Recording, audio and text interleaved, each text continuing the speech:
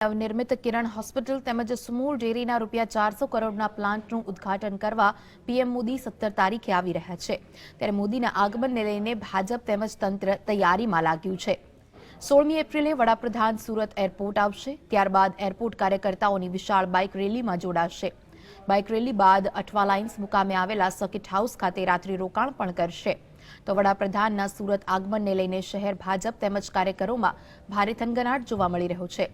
Circuit હાઉસને રંગરોગાન કરી દેવામાં આવ્યું છે, તો ગાર્ડનમાં આવેલા ફાઉન્ટેનથી લઈ તેમના વિશ્રામ ગૃહને સજાવવામાં આવ્યો છે। આ ઉપરાંત તંત્ર દ્વારા એરપોર્ટથી સર્કિટ હાઉસ સુધી શહેરને રોશનીથી ઝળહળતું કરવા તૈયારીઓ કરાઈ છે।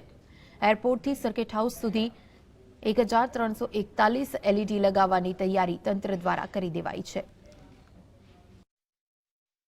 આગામી 16મી તારીખના રોજ દેશના વડાપ્રધાન નરેન્દ્ર મોદી સુરત મુલાકાતે આવી રહ્યા છે। સુરતના કતારગામ સ્થિત વેડ રોડ ખાતે કિરણ હોસ્પિટલ તેમજ બાજીપુરા ખાતે આવેલા ₹400 કરોડના સુમૂલ ડેરી પ્લાનનું નરેન્દ્ર મોદીના હસ્તે ઉદ્ઘાટન થનાર છે। ત્યારે રાત્રિ રોકાણ વડાપ્રધાન સુરતના અઠવા લાઇન સ્થિત સર્કિટ હાઉસ ખાતે કરવાના છે।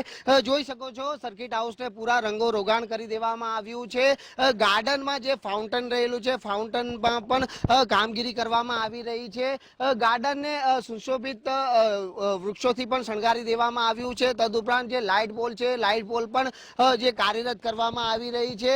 બીજી વાત કરવા જઈએ તો કે સુરત એરપોર્ટ થી લઈને સર્કિટ હાઉસ સુધી તમામ લાઇટ થી માંડીને તમામ સુવિધાઓ યુક્ત કામગીરી મહાનગરપાલિકા દ્વારા પણ કરવામાં આવી છે। આશરે 1341 જેટલી એલઈડી જે 1.5 કરોડના ખર્ચે તૈયાર થનાર છે। આ એલઈડી તમામ રસ્તાઓ પર મૂકવામાં આવશે। હજારોની સંખ્યામાં બાઇક રેલી કાઢી નરેન્દ્ર મોદીનું અભિવાદન કરવામાં આવશે। તદુપરાંત જે સર્કિટ હાઉસ ખાતે જે એમનો વિશ્રામ ગૃહ છે, વિશ્રામ ગૃહની અંદર પણ તમામ સુવિધાઓ પૂરી કરી દેવામાં આવી છે। ત્યારે 17મી તારીખના રોજ વડાપ્રધાન સુરત અને બાજીપુરા ખાતે મુલાકાત લેનાર છે અને ત્યારબાદ સુરતની મુલાકાત પૂર્ણ કરી તેઓ પરત દિલ્હી જવા રવાના થશે। કેમેરા પર્સન પ્રશાંત દિવરે સાથે રાકેશ બ્રહ્મભટ્ટ, ચેસ ટીવી, સુરત।